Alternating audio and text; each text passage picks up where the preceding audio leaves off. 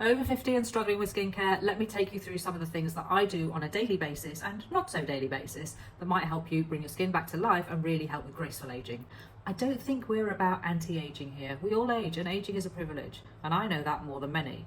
But if you're looking to maybe turn back the hands of time in a little bit of a way, then you're in the right place. My name's Emily, I'm 53, and I'm definitely a skincare enthusiast, and I've been looking after my skin for decades in one way or another, but I would say I've only been serious about it in the last year or so. I will try and insert a picture of how my skin looked about 9 months ago, and you can see the changes, especially with the hyperpigmentation. But honestly, getting a proper skincare regime that works for you is definitely going to be the thing that's going to transform your skin and really help to bring that glow back and also reduce some fine lines and wrinkles, because hell yeah, we're all about that. First of all, let's start out with the morning routine. The very first thing I do is rinse my face with lukewarm water. No, I don't cleanse it in the morning. If you have mature dry skin, you may not wish to either, because it can often strip away too many natural oils on your face. Pat your face dry, please don't rub it. That's actually exfoliation, and we don't want to be doing that just yet. So one of the first things I do after I've done that on a damp face is go in with my vitamin C. Now I'm using this one from Prequel, which is only $23, and it's an absolute bargain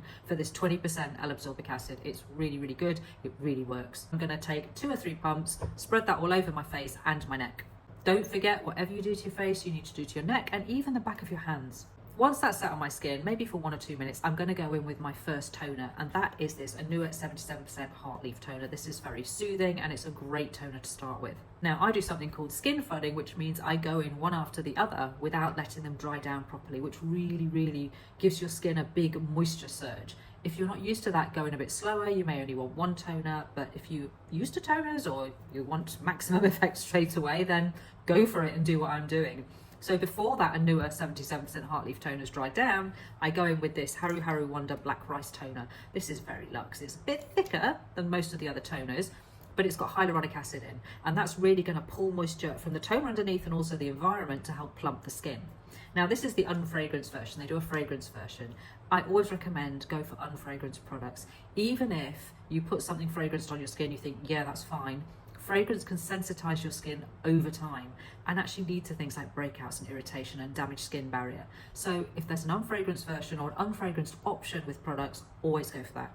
The next toner I go in with is this lovely I'm From Rice. This is anti-pollution, soothing, nourishing, and brightening. Once those toners have been on my face for a little while, I then go in with my next product, which are these liquid peptides from Medik8. Now, ceramides and peptides are the things that help to fortify your skin barrier. I'll do another video on supplements because there's other things we can do for our skin from within that really do make a difference. But from without, as it were, this stuff is fantastic. This has also got copper peptides in, but it's got really a good formulation, and it's very effective. And I do like Medik8 as a brand. It's no nonsense effective stuff. And no, this is not an ad.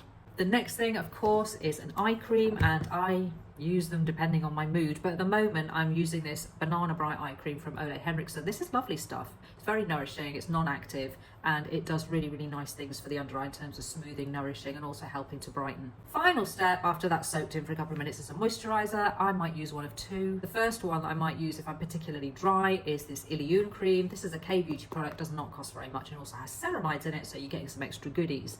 Otherwise, I'll just go in with this unscented Cetaphil lotion for dry skin or sensitive skin. Very bog standard, and that just adds a very light layer of moisturizer, which you may want for the day if you're then going to add makeup or anything on top. Final step, of course, is an SPF.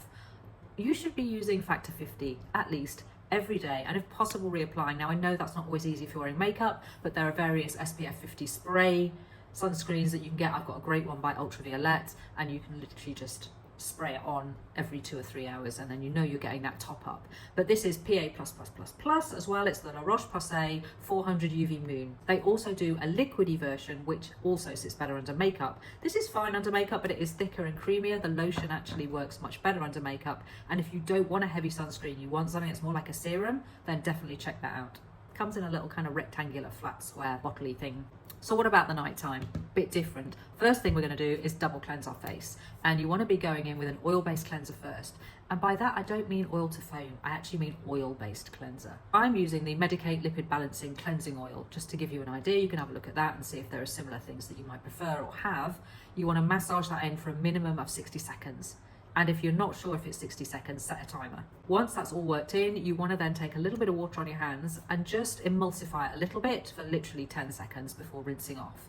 Then you're going to go in with a water-based cleanser, and there are many out there, so you can choose one to suit your skin type, or if you've got any questions on which ones I might recommend, then drop those in the comments. Once you've rinsed that off, you're going to pat your face dry, no rubbing, and then you're going to go in with your first product. Now I've got 2 nighttime routines going on, so I'll take you through the standard one first. And that is starting out on a dry face with my uncouth tretinoin. Now this is mixed with azelaic acid and tranexamic acid, which both help with hyperpigmentation, which has been a problem of mine, might be a problem of yours, also does things like melasma and sunspots. But this is 0.025%, which is quite a low strength, but it's better to start off on a lower strength tretinoin until you can really tolerate it. If you're scared of trying tretinoin or you don't think you're ready for that, you can choose 2 steps down from tretinoin. Now they're all part of the vitamin A family. So it starts off with retinol, which is stuff you've probably heard of and you can get over the counter. Then you get retinal or retinaldehyde, which is slightly stronger, and then tretinoin is stronger still. So if you've never used a retinoid, start out low and slow, see how you tolerate it, and then work your way up. Now if you're looking for a good retinal, Medik8 do one called the Crystal Retinal. And in fact, it's one of the eye creams that I use at night. They're retinol eye cream, and they come in a variety of strengths as well. So again, you can start off and work your way up from low to high. So that would be my next step, is a retinol eye cream, and there are many out there to choose from. I also have this Dr. Sam's Flawless Nightly Eye Cream, which is a retinol. I leave that to dry down for at least 10 to 15 minutes because you want that properly soaked into your skin. And then I'm just going to go over it with a moisturizer. Now again, I'm going to use this Ilyun cream because at night you do want something a bit richer. And if my skin is super dry, I take a couple of drops of this decanted organic vegetable glycerin. You can literally use glycerin in your own current moisturizer and you get basically a supercharged moisturizer, which is just going to leave your skin extra glowy, extra hydrated and extra protected overnight. However, let's throw a spanner in the works, because I do have an alternative routine going on right now, and that's using some copper peptides. So if you're using copper peptides at night, the one thing you don't want to be using is a tretinoin and also any other actives. Now, some people use toners with AHAs, BHAs, PHAs, glycolic acid, even serums with these in, even creams with these in. If you're using copper peptides, you don't want that. And you don't even want vitamin C. You want to leave your face completely neutral to make sure you're not irritating your skin. So cleanse as usual, 1.5 pumps of the copper peptides, and then just all over the face and neck. Rub that in, leave it to sit for 15 minutes, and then again you're going in with your moisturizer, and if you need it, the glycerin. A small word of caution with copper peptides as well. If you're using copper peptides and you're using a vitamin C in the morning and finding your skin's getting irritated or itchy or stingy, take out the vitamin C. And never use these 2 things together because they actually destroy each other. They are not BFFs.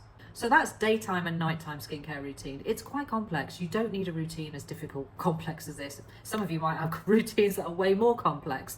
But if you need tips on how to start your skincare, what might be the essentials, what might be a 3-step routine to make it simple, and what might be a 4 or 5-step routine as you want to build it up, then that's what I'm here for. Drop any questions in the comments. And also I'm happy to make videos tailored for you if you've got specific questions and concerns.